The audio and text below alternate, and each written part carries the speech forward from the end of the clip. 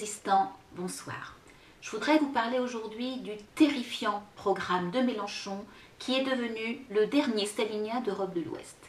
C'est ainsi qu'il apparaît quand on lit les réponses du Front de gauche au questionnaire envoyé par le MRAP à tous les candidats.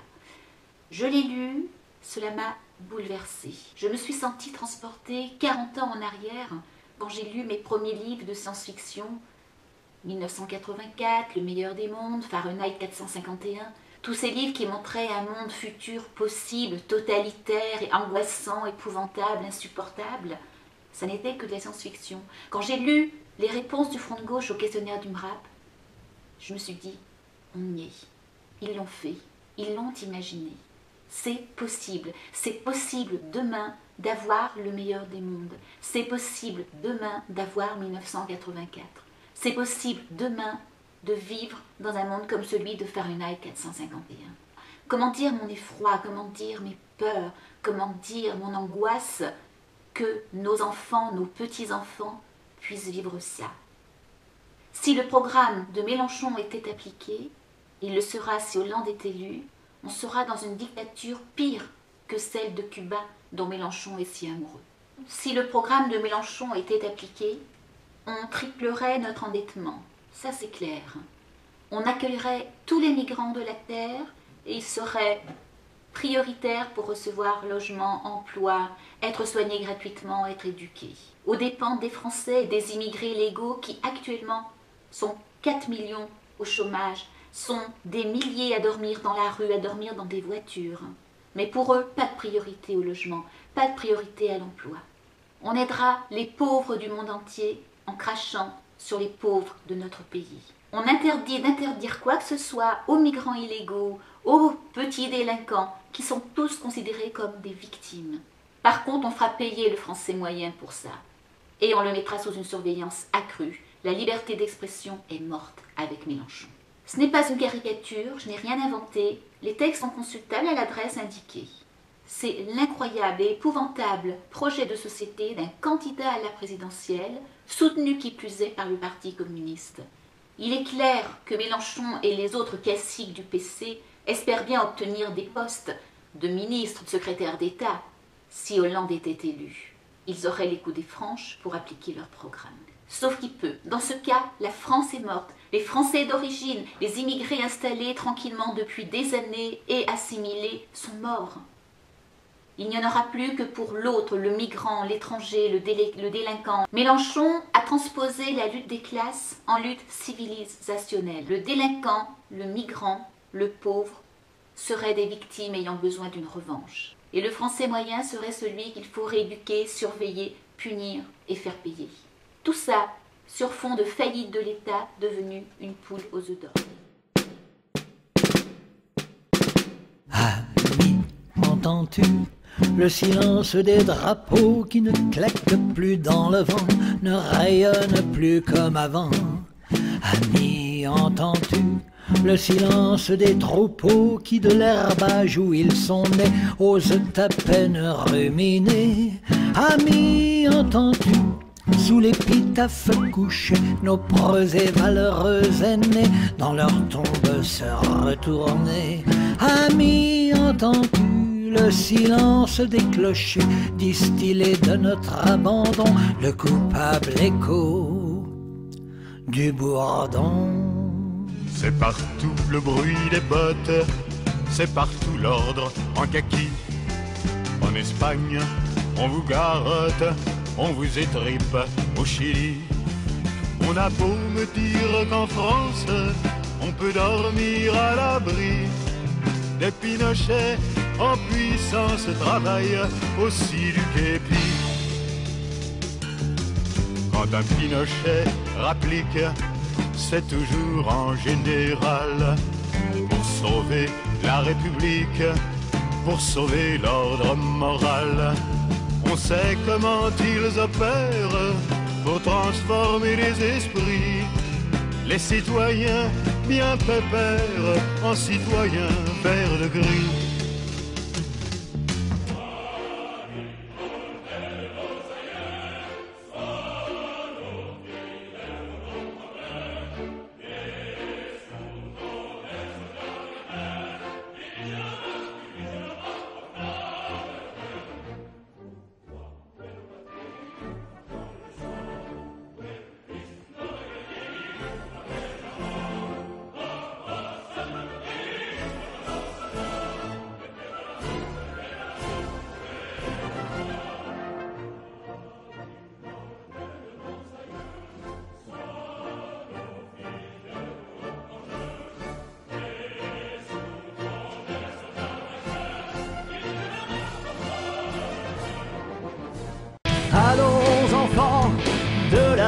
patrie, ta république est en danger.